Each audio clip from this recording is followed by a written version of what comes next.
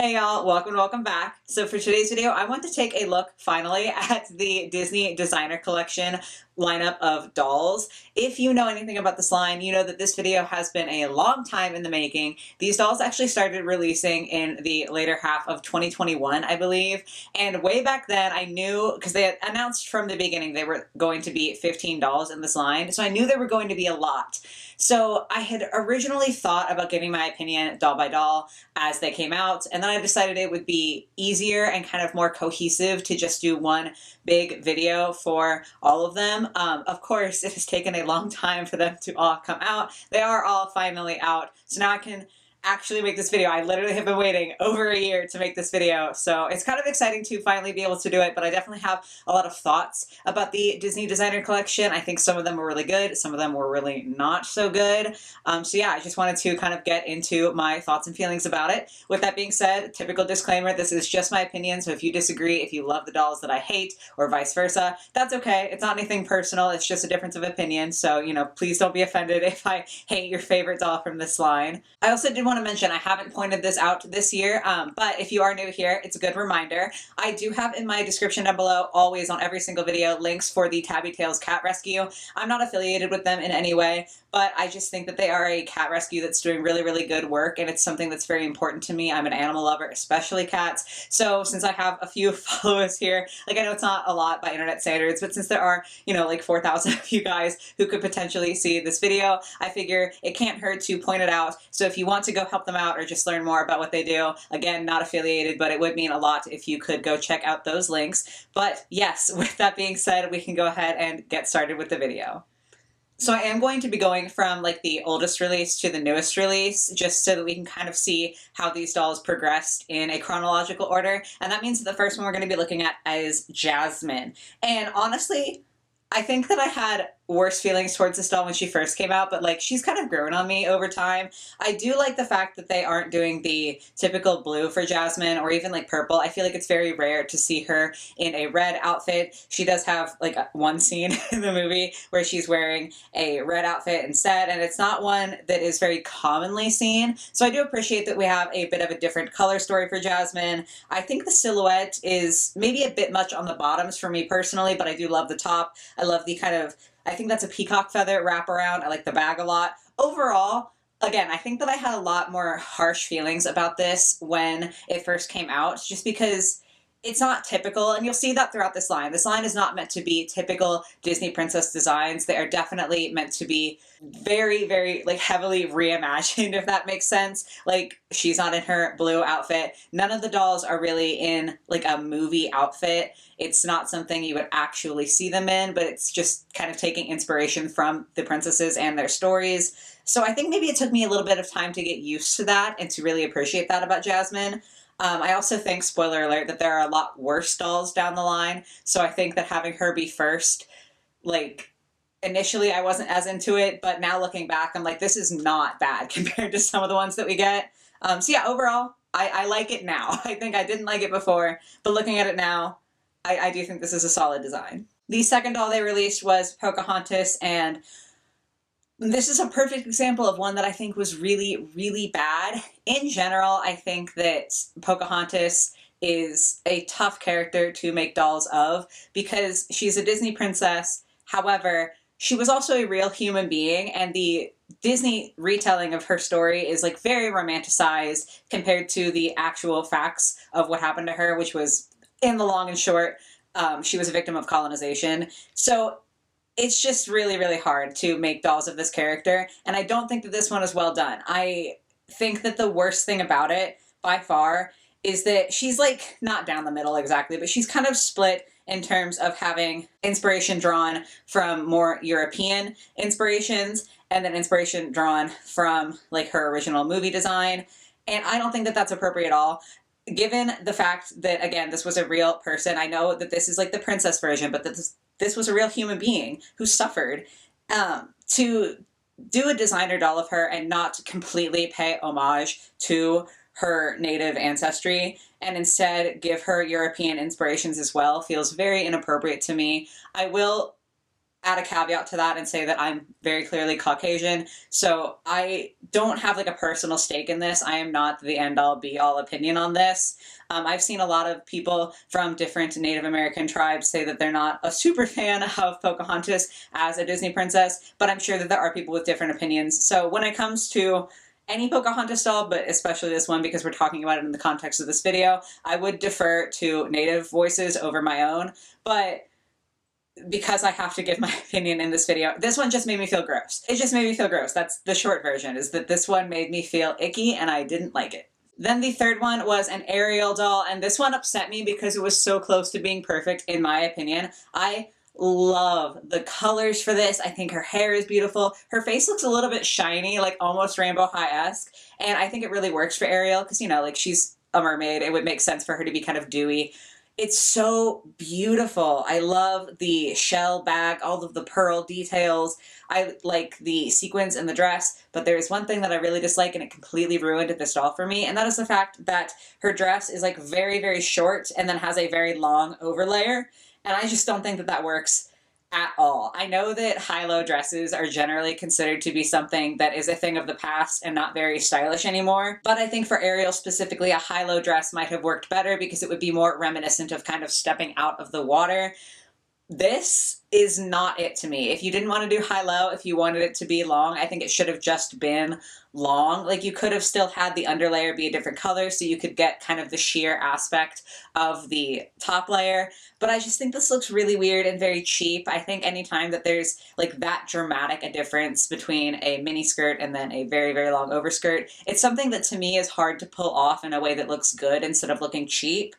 Even if the overskirt had kind of ended at her knees so there wasn't as much a difference, I think that would have looked better. But as is, that completely ruins the look of this doll for me, which is, again, very sad because if this had just been a full-length gown or just like anything else other than what we got, I would have bought this doll. I think she's so pretty, but that dress, it just really took away from the design for me, which is very sad because I do think every other aspect of this is really strong, but, you know, it is what it is. Next we got Mulan, and I think this is a really, really good one. First of all, she got pants, which is perfect because, like, I feel like Mulan should have pants. Like, if there's going to be one character out of this lineup that is going to have pants, Mulan is one of the first ones I think of just because she's so tough. She's a fighter. She doesn't really necessarily conform to gender norms. So I feel like giving her the pants was very appropriate as opposed to like the more traditional Disney skirts and gowns and that sort of thing. But she still has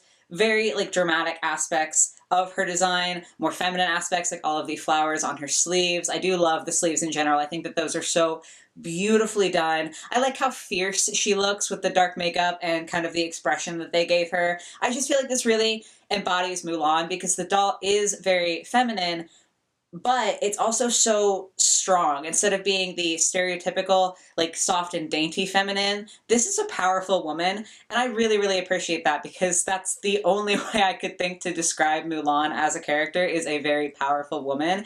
And I just feel like even though this isn't a design that we saw directly in the movie, this is a really, really solid depiction of her character. I feel like the designers really, really hit the nail on the head with this one. She's beautiful. This one is another good one, Tiana. This is, again, really, really beautiful. I will say, it is not at all my personal style. This kind of like Art Deco vibe is not something that I personally enjoy, but my taste aside, I can say that this is a very, very well designed doll. I like that they leaned into the gold. I think that that just looks beautiful on her. Her hair is gorgeous, and all of the details on this dress are so pretty. Like all of the embroidery on there. The shape alone, I think, is really, really cool. The super like architectural look of it is not something that you always get, especially with Disney. I do think that, again, they tend to lean into the more stereotypical princess vibe. So it's like flowy and loose and poofy and pretty. And so for this to be a little bit more sharp, a little bit more geometric, I think it's really, really gorgeous. I don't know what else to say, honestly. I, again, wouldn't buy this doll because it's not my taste personally, but mad props to the designers because they really did something wonderful here. Okay, this one's probably my favorite out of the lineup. This is Aurora, and I don't have her. I would love to own this doll, but when she had come out, there were just other dolls that I was prioritizing more. I think it's very hard for me to spend $130, which is the price point for these Disney collector dolls, it's hard for me to justify spending that on one doll, especially when there are a bunch of other Playline releases that are constantly coming out. So I look at it and it's like, this is my favorite from this line. I think she is so beautiful. But when she came out, I was thinking, you know, I could get 3, 4 Rainbow High dolls for this price. I could get, you know, I don't know if Monster High had come out yet, but like I could get Monster High dolls for this price. And so it's hard for me to justify spending $130 on just one doll when I know that there are so many other dolls that I want to collect and I could get like more of those, if that makes sense. But I do kind of regret missing out on her because she's not available on the Disney Store website anymore. This is a beautiful, beautiful doll. I love that they incorporated more of the blue. It's not the exact same blue from her dress in the movie when it was blue, but blue dress is superior. Like I love the blue dress on Aurora. It's just so perfect. And I do like that they, even though they changed the blue, incorporated blue in this. The fade from the dark, dark blue to the pink is so beautiful. All of the embroidery, the kind of interesting crown detail on her neckline, that's not something I would have thought of, and I think it is so, so pretty. And then on the back, you can't see in the stock photo, but she does have little panels in her overskirt that are like stained glass images of scenes from the story. And I think it is so clever and so beautiful. And this is a doll that I really might have to just take the plunge and bite the bullet and order online off of someone else who's selling it secondhand, because this is such a beautiful doll. Like, I just love her so much. I also really like Aurora. She's one of my favorite princesses. I don't know why, but I really, really like it. So yeah, I feel like they did a great job with this one. Next up, we got Merida from Brave, and I know that Brave is not a movie that everyone likes. I know that it was very different compared to a lot of other Disney princess movies. I thought it was very, very well done. The fact that she wasn't a princess who was focused on marriage or love in general, and instead it was a movie that really focused on the relationship between mother and daughter. I thought that that was very well done, very meaningful. I know some people like the concept but don't feel like it was well done. Everyone's got different opinions, and that's fine, but I have to lean in and say that I did love the movie. So inherently, I do think that this is a really beautiful doll. Again, she does have like an overskirt, but she does have pants on, I believe, underneath. So that's cool because, again, Merida is not a princess that I typically think of as being hyper feminine. I feel like the patterns on this are all very, very beautiful. There's so much detail. I like that she has kind of an armor piece around her neck because she is very tough and very talented with her skills in archery. So giving her that piece definitely leans in to her actual personality instead of just her status as a Disney princess. I will say that I feel like this is one of the designs that is closest to what you see in the movie. I know it's not at all technically, but I feel like some of them will get there as we go along, are much more out there. Even comparing the Tiana doll with the Art Deco style, that was very, very far to me from what we saw in Princess and the Frog, whereas this, I feel like we could have seen this in Brave, but I'm not complaining about that. I do think it's really, really beautiful. Again, I didn't buy her. I probably would if Disney dolls weren't so expensive or if I had unlimited money, but I do think this is a gorgeous design. I think her hair needs to be curlier. That's always a complaint I have with Merida, but overall, really, really solid. Next up is Moana, and this one was kind of sad for me because Moana is also a princess that I really, really love. I don't know why, like I'm not sure what it is that draws me to her, but I just really thought that that was a lovely movie. For this design, I feel weirdly like it's not enough. I don't know how to explain that because I know that there's a lot here. Like there's a lot of detail in the patterns and the fringe and like the ruffles and the skirt. But compared to some other ones, it just feels a little bit simple to me. I also don't know if it's really giving me Moana, because to me Moana is like another princess who's very adventurous. Like she's literally changing the way that people on her island live life and leading them back into a life of voyaging and exploring. And so I think taking her original design and kind of making it more like a gown doesn't quite make sense to me for this line for her personality. I could be really wrong. It's just not a standout to me. I don't think it's bad, but it's just not a standout. And then we have a Snow White, and I'm not a Snow White fan. Like, I hated the movie. I don't really care for the princess, but this design is gorgeous. I love that they focused on slightly different colors than she has in the movie. I know that her whole skirt in the movie is yellow, but for some reason when I see blue, that's when I think of Snow White. Like the blue and yellow combination is what really triggers like Snow White in my brain. So I love that they eliminated the blue here because it just feels very different for her. The crown is so simple but so regal. The dress I think is beautiful. It's a different cut than we usually see on Snow White, but I love all of the fabrics and the layers.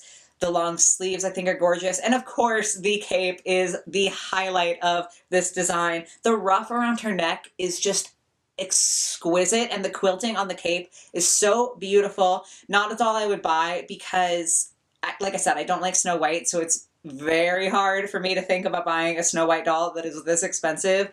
But on a purely design level, taking away the fact that she's Snow White, this is insane. This is so pretty. I love this one. Then we got my favorite Disney princess, which is Rapunzel, and I am offended. I hate this so much. I'm sorry if you like it, but I think that this is so ugly, especially like coming right off the back of Snow White. Like that doll was so majestic and the fabrics look so luxurious. It was so gorgeous. And this looks awful. I'm so sorry. I just don't like it at all.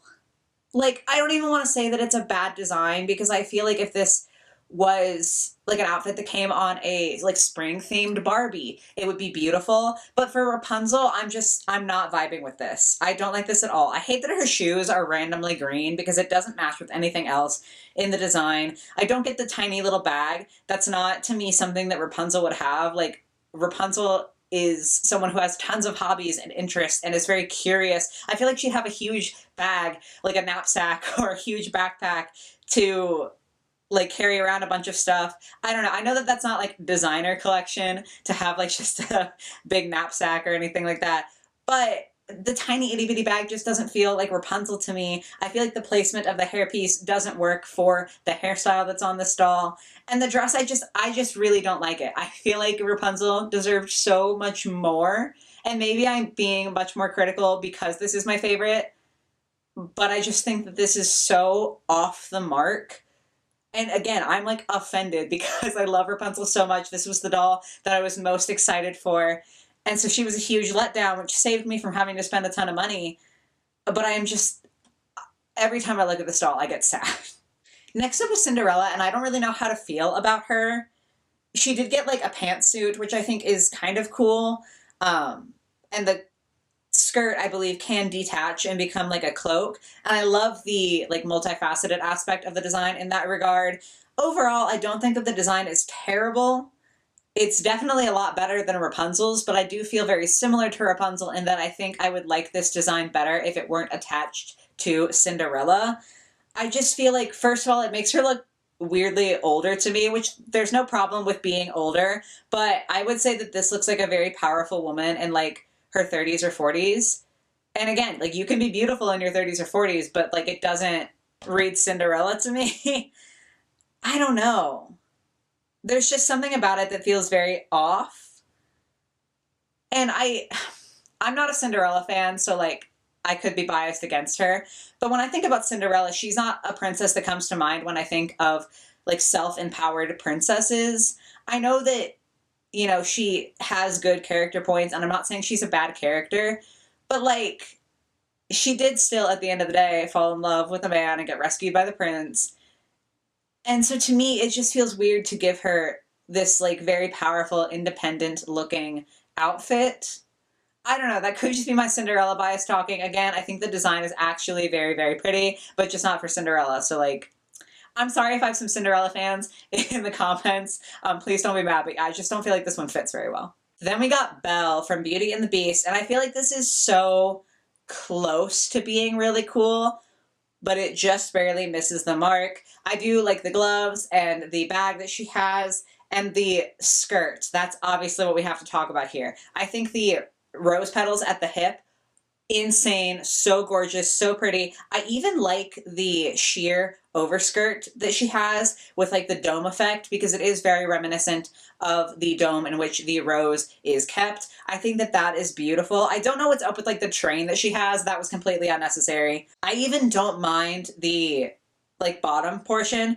I'm assuming that's meant to look like rose petals, but it just looks like ruffles. I don't even think that's terrible. I think that the problem is that the skirt that she has on underneath is too much to go with everything else that's happening. Like the overskirt with the rose is definitely the focal point of this design. So I think that the skirt underneath having so much detail to it really takes away from the piece that should be the main attraction of this doll. I think if it were one solid color, it would have looked better. Even maybe a different cut would have looked better. I'm not 100% sure what I would put there instead, but I think that that's the problem because on paper, I actually think this is a really cool and very interesting and very unique idea. I just think there was a little too much done in the execution for it to quite come out right. So it's kind of sad because I do think that it could be really cool, but it just isn't. Then we got another Aurora doll, and I think this is by far the worst doll in the entire lineup. I do want to say I don't think that her outfit is ugly. I think the design is very beautiful. Love the colors, love the silhouette, love the fabrics. Everything about it, gorgeous. It is not for Aurora. It is not for Sleeping Beauty. This doesn't make any sense at all for her. And I feel like I am not anywhere near alone in that opinion. I think that a lot of people really disliked this because it doesn't read Aurora literally at all.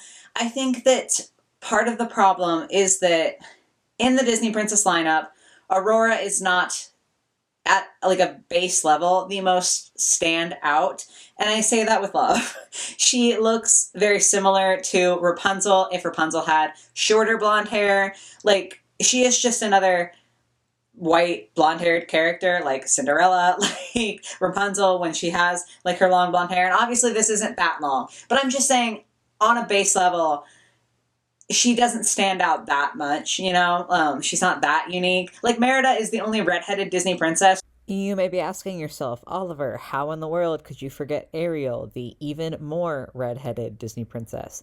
I don't know. I think I was just on a rant here and my brain left my body. But I do think that the point still stands because Merida obviously has much curlier and more orange red hair than Ariel does. And the point that I'm trying to make and that I will be continuing to try to make when I go back to the actual footage is just that Aurora doesn't have as standout an appearance. So sorry, Ariel fans. I am also a huge Ariel fan. I don't know where I am, but like this is what I have to work with. So here you go.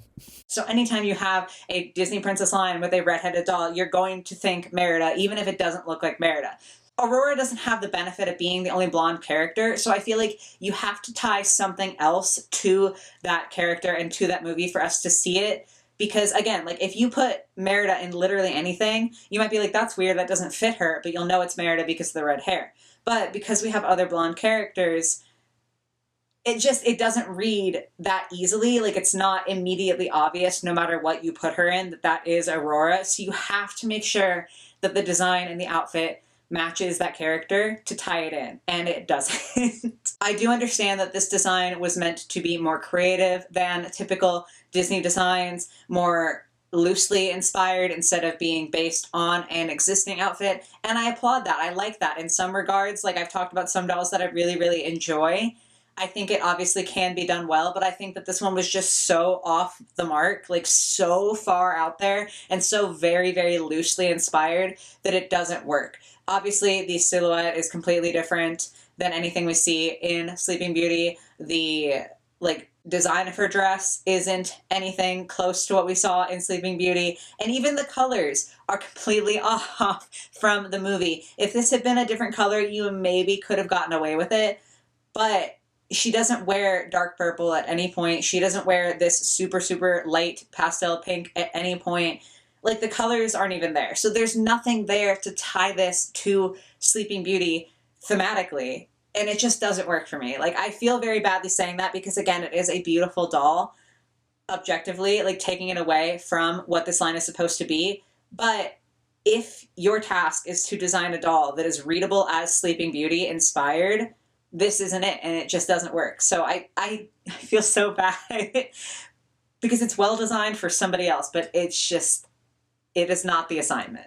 Then we got another Tiana and another Stunner. This is so pretty. Much darker than the last one, which I think is really, really cool because they are very clearly the same character and they have similar like aspects to their designs, similar inspirations, but they also look so different and so opposite. I love the materials on this. I think are really, really beautiful. The embroidery is gorgeous. The only thing I don't like is the stars on her tights. I think that that weirdly looks super cheap and kitschy.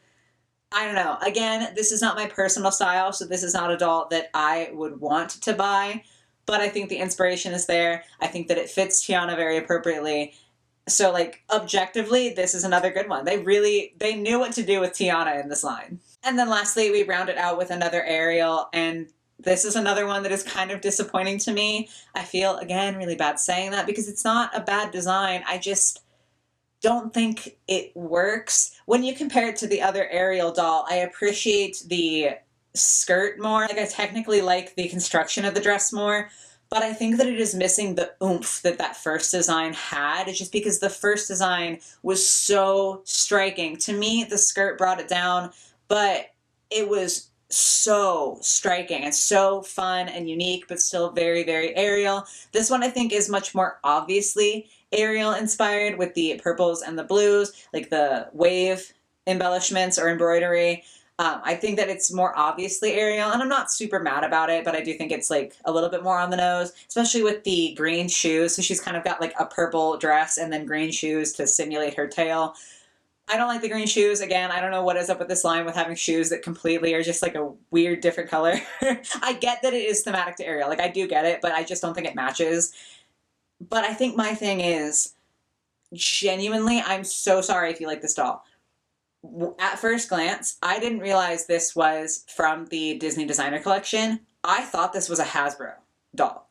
Not because of the quality, because the quality, when you look closer, it is definitely there. But the design alone, like at a quick glance, I thought this was a collectible Hasbro Ariel, like one of the last ones that they produced before Mattel got the Disney license back. Genuinely, like I'm not playing around. I honestly thought this was a Hasbro doll. It just doesn't feel as elevated as the other dolls in this collection. It doesn't feel as loosely inspired or as imaginative. Again, that is not to say that it is ugly, and I do think that it's harder to do this doll because Ariel has already had an iteration in this line, so you kind of are directly comparing.